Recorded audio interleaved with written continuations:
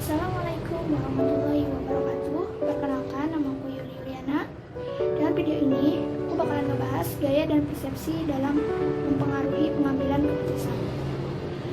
Yang pertama, gaya.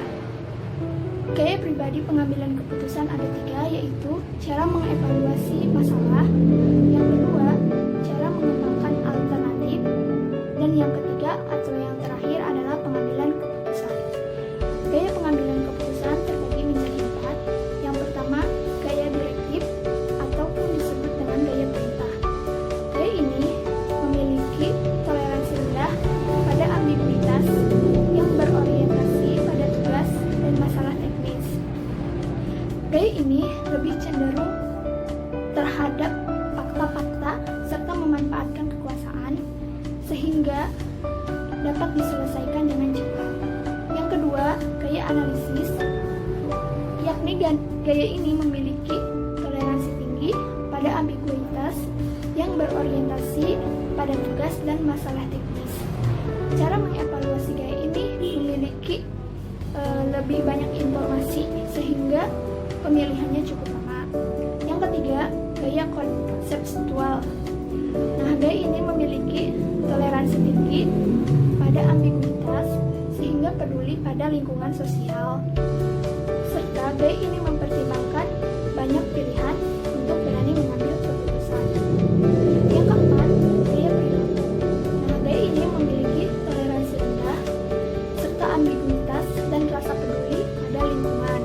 Sehingga gaya ini memiliki keterbukaan untuk bertukar pendapat. Sebagai contohnya, para manajer yang membuat keputusan yang dipengaruhi oleh kinerja dan penghargaan organisasi sehingga harus menentukan batas waktu yang ditentukan. Selanjutnya ada persepsi. Nah, apa sih itu persepsi?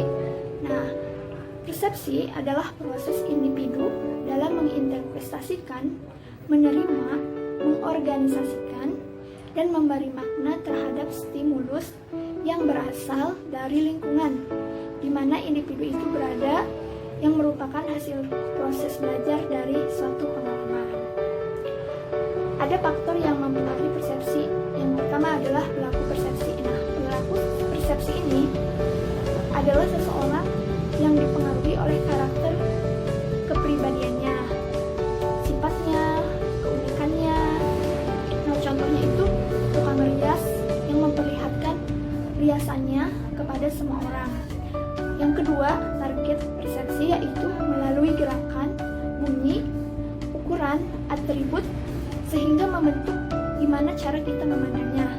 Nah, contohnya kecelakaan ice skating 2 hari dalam seminggu,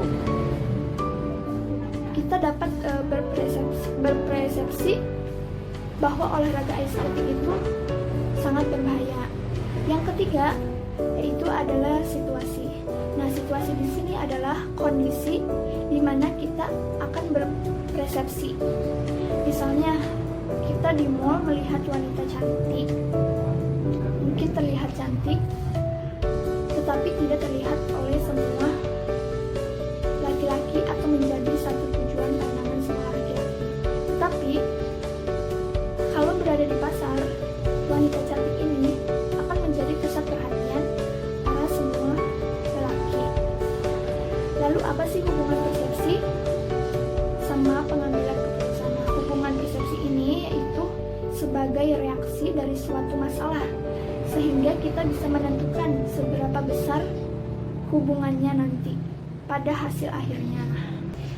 Gaya dan persepsi dalam pengambilan keputusan itu sangat dibutuhkan untuk suatu usaha, dikarenakan misalnya kalau kita berada dalam kondisi seperti ini, kita membutuhkan gaya agar usaha kita tetap berjalan.